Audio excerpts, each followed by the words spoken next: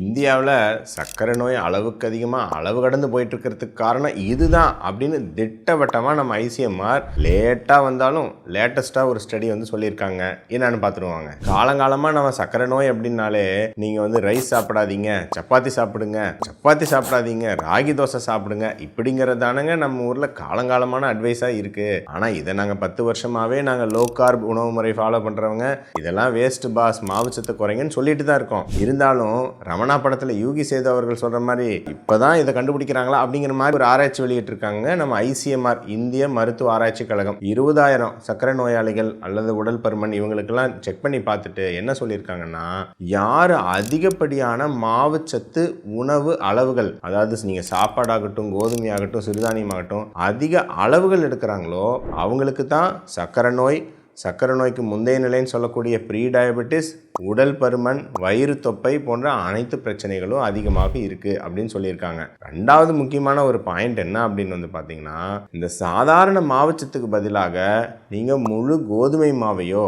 அல்லது சிறுதானிய மாவு, ராகி மாவு போன்றவற்றையோ நீங்கள் மாற்றும் பொழுது நீங்கள் ஒட்டுமொத்த மாவுச்சத்தோட அளவை குறைக்கலை அப்படின்னா அது சர்க்கரை நோய் அளவுகளை குறைக்கலை அப்படிங்கிறது திட்டவட்டமாக தெரிய வந்திருக்கு பாஸ். இதுதாங்க நாங்கள் 10 வருஷமாக சொல்லிட்டு இருக்கோம். ஸோ எனிவே லேட்டாக வந்தாலும் லேட்டஸ்ட்டாக ஒரு நல்ல தகவல் சொல்லியிருக்காங்க. அதுக்கு ஐசிஎம்ஆருக்கு என்னுடைய நன்றிகள், பாராட்டுகள். ரொம்ப வருஷமாக சொல்லிட்டு இருக்கிறதுக்கு ஒரு நல்ல ஒரு ஆதாரம் கிடைச்சதுக்கு ரொம்ப சந்தோஷமாக இருக்குங்க. இனிமேலும் நீங்கள் தோசை சாப்பிடாதீங்க, ராகி தோசை சாப்பிடுங்கிற அட்வைஸை எல்லா வித மருத்துவர்களும் சர்க்கரை நோயாளிகளுக்கு சொல்கிறத நிறுத்தணுங்க.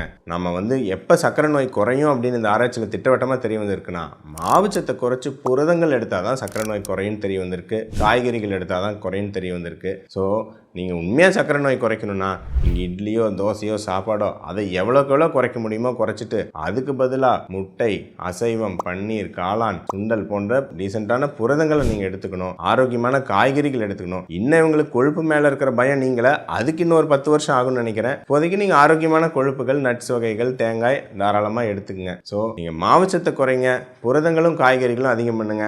அதுதாங்க சர்க்கரை நோயும் உடல் பருமனையும் அது சார்ந்த பிரச்சனைகளையும் கட்டுப்படுத்துறதுக்கு ஒரே வழிங்க.